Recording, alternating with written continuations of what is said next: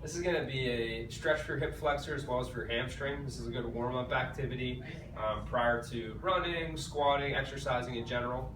So a couple key points to it. It's nice if you have something to hold on to, but that's not a requirement.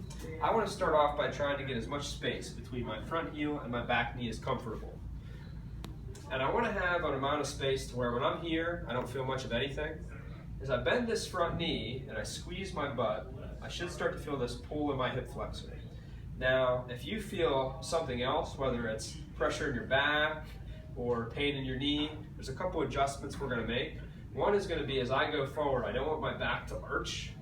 So I really want to try and keep my stomach engaged or even lean forward a little bit. So as I come forward, I don't feel anything back here. I just feel it in the front of my hip and I'm squeezing my butt as I go forward.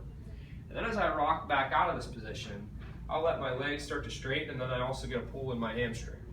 So you can kind of go from hamstring to hip flexor as a little bit of a warm up for both, just kind of pulsing from one to the other. The only thing to be careful of is that if you do have any issues with your hip and you get any pinching or pressure in the front of this one, I would try and stay short of that. Or like you're going to see, if my knee is bent more, I get a little bit more pressure on the front of my hip.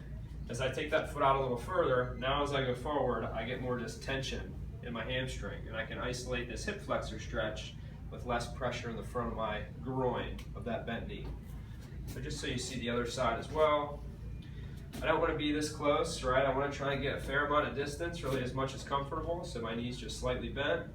Squeezing my butt, making sure my back is not arching. It's okay to stay upright as long as I keep my stomach engaged. And then rocking back out into a hamstring stretch for the front leg. Somewhere in the 10 to 20 times each leg.